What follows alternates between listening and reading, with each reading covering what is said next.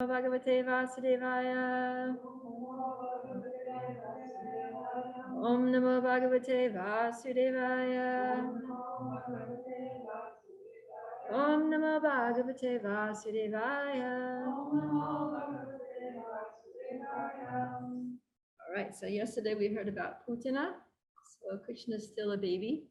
When this next pastime takes place, he's only 3 months old. And he's just, it's the first time that Krishna is rolling over and starting to push himself up onto his hands and starting to crawl. So usually that happens, with ordinary babies. They usually start doing that around 4 months. They can roll over, and it's not until maybe they're around 9 months or so that they can crawl. But Krishna is a precocious child. He develops very quickly. And for example, like the Rasa dance happened when Krishna is only, I think, 8 years old. He leaves Govardhan Hill when he's 7. He leaves to Mathura to go kill Kamsa when he's 11. So Krishna grows up at an accelerated rate compared to ordinary children. So Krishna is 3 months old, but he's still little. So he's just starting to crawl. And in Vedic civilization, they really were into raising children. A lot of children were very valued, and they were never seen as a burden or a problem or troublesome. It was always like a joy to just watch the children grow, and every milestone was something to be celebrated. So even for ordinary children, what to speak of the Supreme Personality of Godhead as a child. So every little thing that happened, every milestone that Krishna reached in his developmental stages, Mother Yashoda and Nanda Maharaj had a festival to celebrate it. So this time when Krishna is 3 months old and he rolls over and he starts moving about and crawling a little bit, then they're like, okay, we're going to have a festival to celebrate that. So that's what they do. They invite all the Brahmins, and just like, at Krishna's birth, they invited all the musicians and singers and historians and the Brahmins and different kinds of priests to chant different kinds of mantras for auspiciousness and to get the blessings of the Lord on their child, who they didn't know was the Lord, but is. So, just a second. It's my page here. Yeah. So then they're doing all these festivities, and so many guests are there. All the Brajvasis are there, and there's a big celebration going on. But then Krishna, because he's a baby, and because characteristic of his Bhoma Leela, or his earthly Vrindavan pastimes, he really acts very much like an ordinary child. So just like an ordinary child, when they're at some event and there's a lot of noise and a lot of people, then they get a little overwhelmed and they want to go to sleep. So then Krishna got sleepy and he wanted to sleep. So Mother Yashoda sees that there's a cart there. And this cart is like a familiar cart. It's a cart that's been in the household for many years. They use it for different purposes. And they thought that maybe Krishna is going to get tired, so they had already thought ahead, and they put a nice mattress there, nice soft mattress and a cradle and things for him in a nice shady place that was a little out of the way under this cart. So then she went there and she laid Krishna down, and she also lied down with him, because the mother's duty is to make sure that the child is happy and peaceful and comfortable. And then when Krishna, she was cuddling there with Krishna, and then when Krishna drifted off into a deep sleep, then she thought, okay, I'll get up and make sure that the guests are all cared for and everybody's greeted and welcomed sufficiently. So so Krishna's becoming sleepy. It fulfills 3 purposes. One is to just enable him to play the role of an ordinary child, which he wanted to do. And then the other was to give pleasure to Mother Yashoda, because for her, it was an excuse to just cuddle with Krishna, which is Mother Yashoda's favorite thing to do. So she was doing the social formalities of receiving people, but really she just wanted to be alone with Krishna and cuddle him. That was like the perfection of her life. And then the other reason why he got sleepy was to set the scene, to sort of, segue into his next pastime, which is going to be the killing of Sakatasura. So then yeah, so then Krishna's line, so Mother Yashoda went back to, talk to the guests, and Krishna's there alone now. So Krishna wakes up, and then he cries because he wants his mother's milk. And he's crying there. Mother Yashoda can't hear him because there's so many people, there's a lot of talking, there's all the music, there's mridangas, there's everything going on, so she can't hear him. So then Krishna thinks, well, if you can't hear me crying, then maybe this cart crashing down will get your attention. So that's his thinking, that he wants to make a big noise so that Mother Yashoda will look and see that he's awake and come running over and give him milk. So that's his whole program. Of course, he also knows that there's a demon inside that cart. So Sakatasura he was also sent by Kamsa to kill Krishna. And they say that Sakatasura is like a subtle being, he's like a ghost. And so it's not that the cart itself is a demon, but this subtle being, ghost with a ghostly, ethereal kind of body, enters into the cart. So it's kind of like pervading inside that cart. So then Krishna, he's crying and he starts kicking his legs, but the cart is way up here because he's just little and his legs are only like that long. So he can't, stretch his legs. And the acharyas talk about how when Vamanadev wanted to, cover the whole universe, he, assumed this giant form and extended his leg and, and poked his toe in the covering of the universal shell and all that. But when Krishna's in Vrindavan, he doesn't, you'll notice that whenever Krishna kills the demons in Vrindavan, he never exerts himself. Like when he killed Putana, he didn't change his form, he didn't do anything special, he just sucking her breast, just like any baby would do. Nobody observed anything extraordinary. Of course, it was extraordinary that Putana, showed her real form, but Krishna was just like a normal little baby doing baby stuff.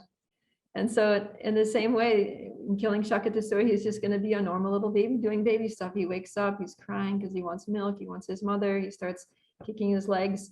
And then one of his toes just touched the wheel of the cart. And just that little, baby little boop on the wheel of the cart, and the whole thing just comes crashing down. The whole thing just splits. It says here that when he struck the cart with his foot, it turned over violently and collapsed. The wheels separated from the axle, the hubs and spokes fell apart, and the pole of the handcart broke.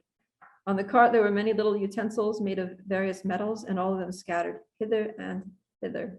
So even though Krishna's little legs were as soft as newly sprouted leaves, but this huge cart, and it was covered in like piled up with all these brass pots and containers full of things for the rituals that they were doing.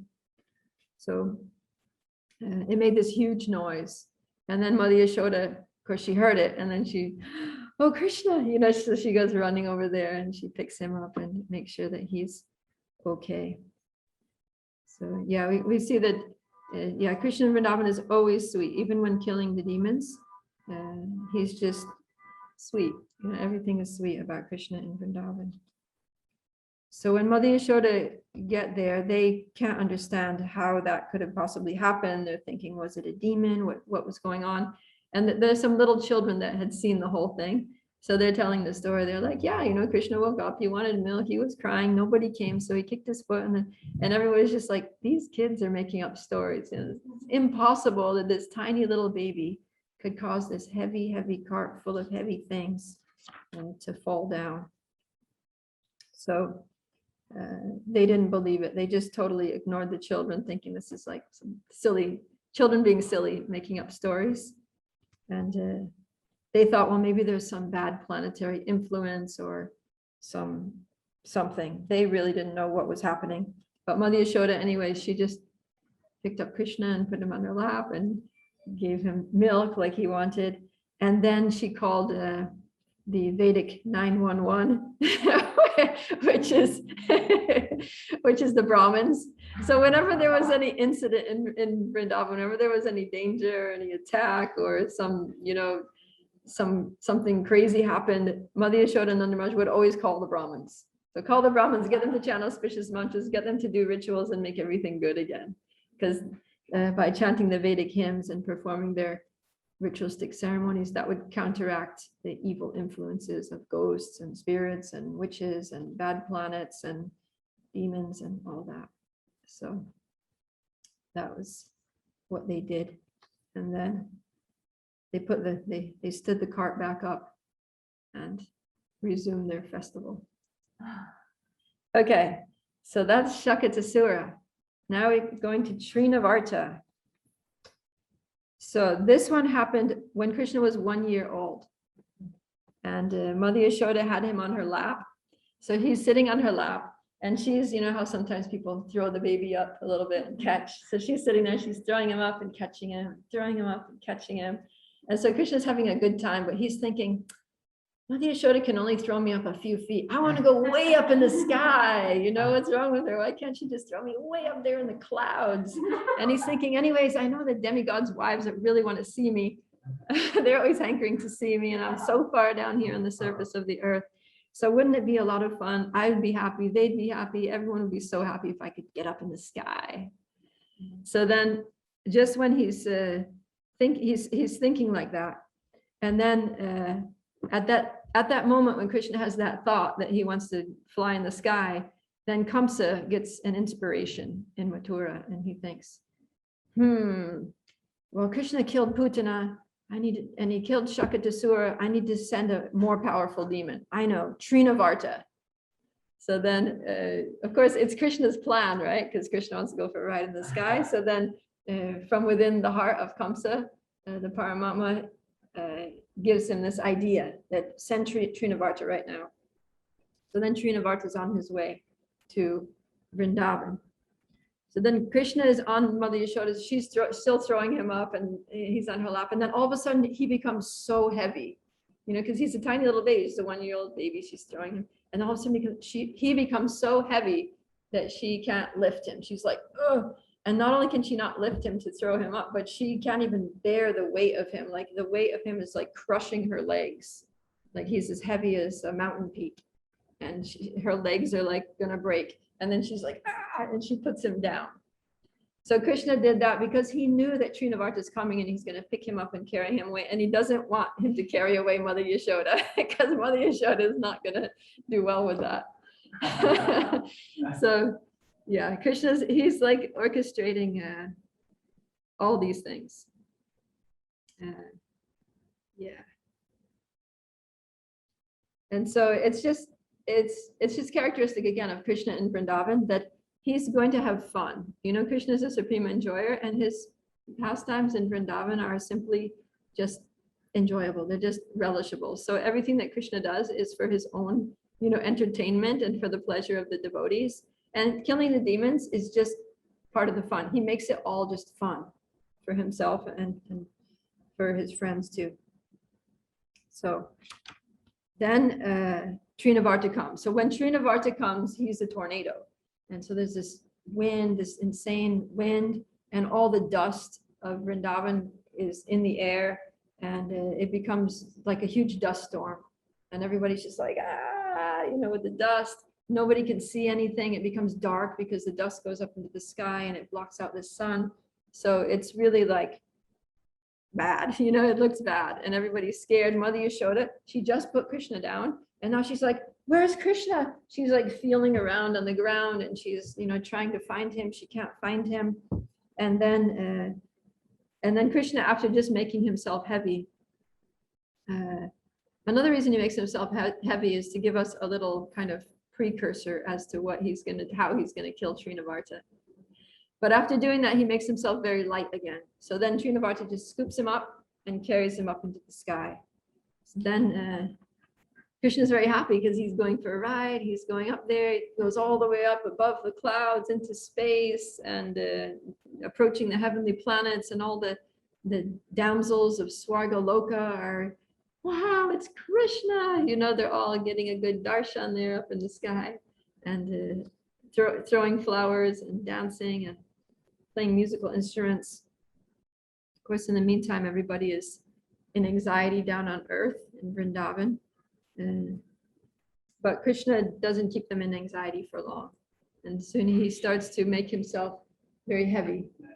Yeah, you can come in if you want. he makes himself heavy. Like just as he made himself heavy on Yashoda's lap, he starts making himself really, really heavy. So even though Trinavarta is a huge, powerful demon, he starts going down. He can't maintain himself up there in the sky. And then when he realizes that he's going to crash down to the earth, then he tries to throw Krishna away. He tries to just, because before he was holding on to Krishna, and he tries to just throw Krishna. But then Krishna, so what Krishna does too is that, again, like pretending to be an ordinary child, he pretends that he's afraid of falling. So he looks down when he makes himself heavy, but then he sees that they're falling. He also grabs hold of the neck of Trinavarta. So that he's like a baby who's afraid, like, we're gonna fall, we're gonna crash, like that. So he's like clutching for dear life, you know, so-called clutching onto Trinavarta with a literal death grip, and and Trinavarta is just sinking. And then he goes crashing down to the earth, and he lands right there in Vrindavan, back where they started, and he lands on his back, flat on his back on a stone slab, and he just goes whack, and he's dead.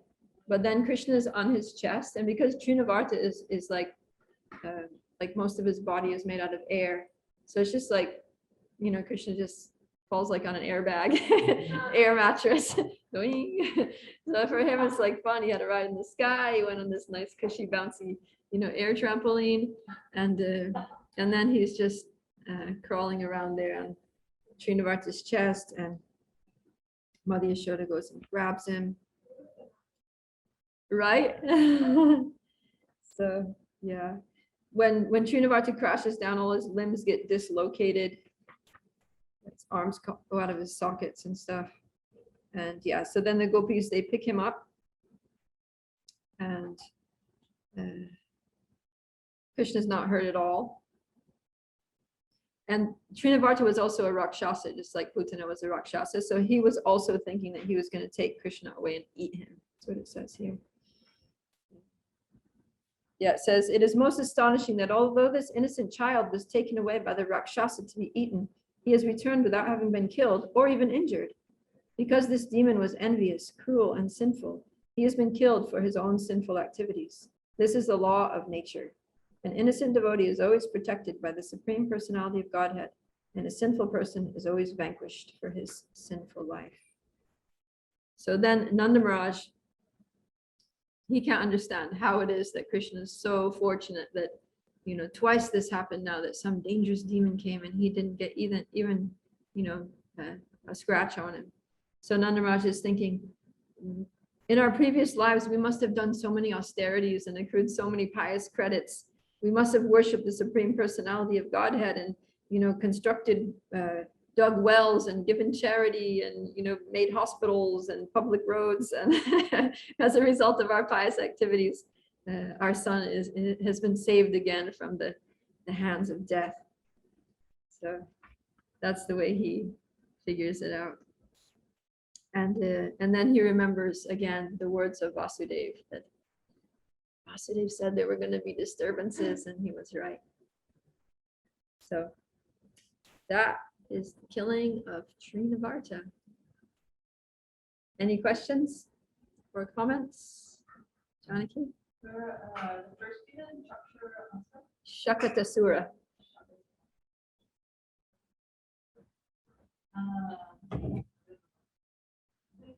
Did that demon cause problems for the residents of the house? He was inside the cart. Was like the cart doing anything, or was No, he was just totally, yeah, he was just hanging out in the car, waiting for some opportunity to try to crush Krishna.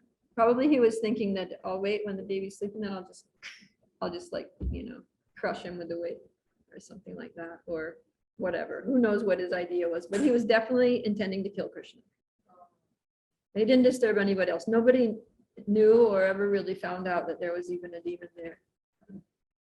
Only Krishna knew. Yeah, Kameshi? Sakatasura, yeah. Oh yeah, forgot about that. Sakatasura represents the carrying the burden of material attachments, I think, something like that. Just like the cart had, you know, so many heavy brass pots piled on it. So then, yeah, so we carry our burdens. These material attachments are like burdens that weigh us down. And so when Krishna kicked the cart over, similarly with one kick of Krishna's little foot, he can break off, remove all of our material attachments if we want him to. What was Trinavarta? I'm not sure. I forgot to look this up beforehand. Let me see. I can try to research it right now.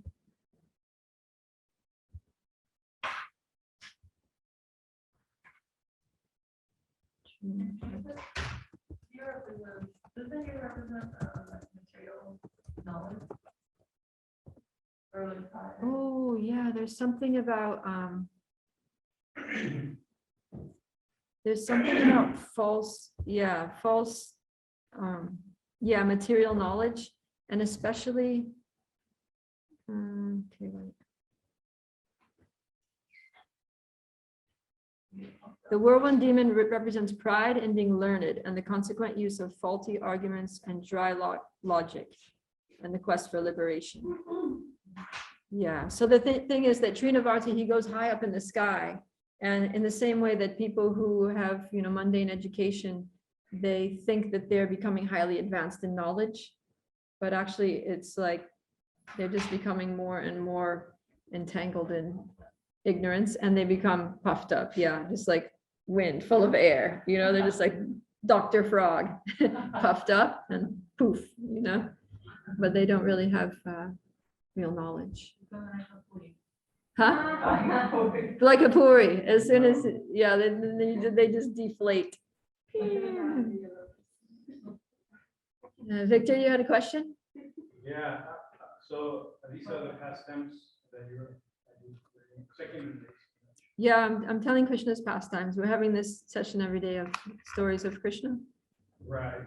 So are these allegories, the kind of parables? Are they allegories? No, they really happen. They're real historical events. Are they? But they have, but we can learn lessons from them. They do have significance in the lives of practicing devotees too. So there are many lessons that we can learn from these pastimes of Krishna. From over 5,000 years ago? Yep. Yeah, these are all in the Srimad Bhagavatam, which is also called the Amala Purana. Purana means history books, and Amala means without any defect. So this is a perfect history. And do you have a library here of all these texts? Yep, we got all the books right over there in the cupboard. You gotta check them out. Yeah. Is that, yeah. Yeah, sure. Just, you can come here and read them while you're here. Don't Sure. take them out. Yeah, we don't want to take them. Yeah. Probably like, Okay. Any questions from any of our viewers out there in Zoom land? Oh, you said 3 months was when. He was 3 months when he killed Sakatasura, and he was 1 year old when he killed Trinavarta. Yeah. Evan? So the residents of Raj, they don't really, they don't have awareness that Krishna is God. Does Krishna also similarly kind of forget his supremacy? Yeah, totally. He's just a lady. Or like, he's doing all these things. So is he playing the role of a child, or is he actually like Krishna? Yeah, I mean, because we see that he knew that Trinavarta was coming, and yeah. So sometimes he knows when he needs to know, but his knowledge doesn't interfere with his fun. Yeah, his role as a baby. I just remember, like, when I was a kid, I mean, I didn't have yoga mind to cover me over and really make me think, but just playing make-believe with my cousins, like, I would get really into it. If we were playing a game where I was like, had to be scared, if like, I was like a robber, they were copper, the floor was lava, I was scared. Like, I did not want to touch the floor. I did not want to get caught. Like, it was scary. And I felt those emotions. So Yeah. I can understand how it was in that. He was there. It's good. Yeah, like when Mother Yashoda is chasing Krishna, he's actually scared. The thing is that when the demons, Krishna's not afraid of the demons. That he pretends to be afraid of the like he was just pretending, you know, that I'm gonna fall. That was just kind of to fake Trinavarta out, so that Trinavarta would continue thinking that Krishna was a baby. But yeah, he never is afraid of the demons, but sometimes he's afraid of devotees, like Mother Yashoda. Yeah. I listened to one pastime, it was about Vrindavan and like Mother Yashoda chasing Krishna. And it was saying that, I can't remember who, but there's some like demon or bad guy or something, he's a Kshatriya, and he like challenges Krishna to a fight. And Krishna just, no, I don't feel like it. And he, because he's a Kshatriya, he was like, you have to accept. And Krishna just started walking away. And even though this demon, who was like such a great Kshatriya, started like running as fast as he could, and Krishna just walking away. And so it was talking about like how like even though this demon was going like so fast and Krishna was just like chilling, just walking away, not worried at all. Mother Yashoda like comes up and she's like kind of chubby too. She's like you know, but Mother Yashoda's chubby. Yeah. And he's like breathing quickly, his necklace of pearls is shaking, he's trembling with fear. I thought she was all like, Hare Krishna. Oh, Hare Krishna. It's Loka Prabhupada. I have a question. You know, the Mother Yashoda and isn't aware. I mean, she doesn't really think that this is Krishna. She thinks this is her son. And you were just commenting that the demons, you know, Krishna is acting like a baby so that the demon will not understand that he's anything else. Do the demons know that they are attempting to kill the Supreme Lord? Are they so egotistical or so blinded that they're unaware of his true nature? What's going on for them in all this? Yeah, the demons, like they often know, like at least they've heard that Krishna is the Lord or is, you know, Narayan or something. I mean, the prediction was there, and the whole astrology by Gargamuni was there.